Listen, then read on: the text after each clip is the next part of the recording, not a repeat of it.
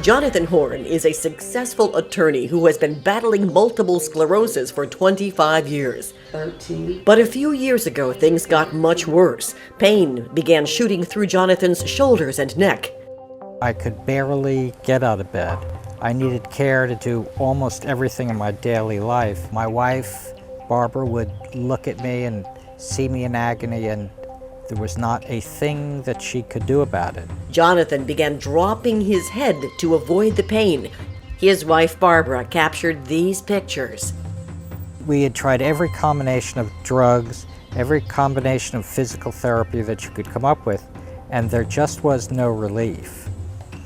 You know, it was an awful existence. The only way that he could get relief, and that includes pain medication and a variety of other treatments, was to hang his head down low, and I can't even begin to show you. Where his face was touching his chest, he was in danger of losing his ability to control his wheelchair and feed himself.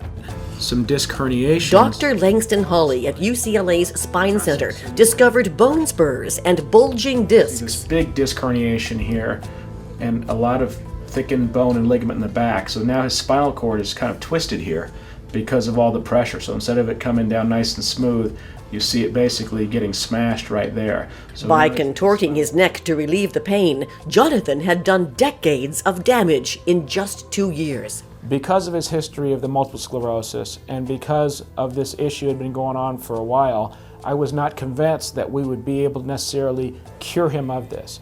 But I also thought that if anything had a good chance, that surgery was our best chance.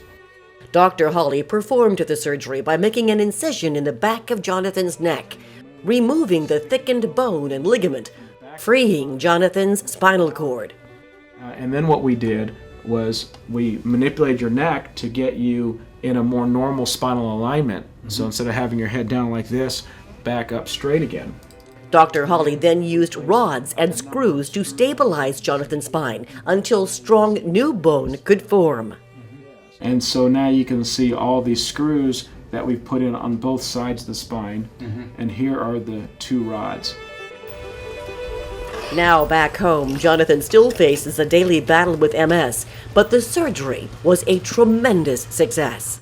I'm able to socialize, I'm able to sit and look at people when I talk to them, I'm able to sleep at night, and these are the building blocks of regaining control over my own life.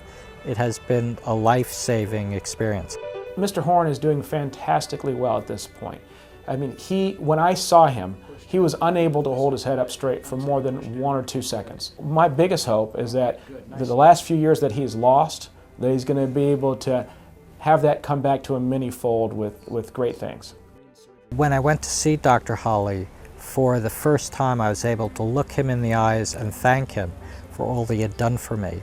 I hadn't been looking people in the eyes for so long. Can I ask you a favor? Yes, sir. Can you give me a hug? For sure. It's my pleasure.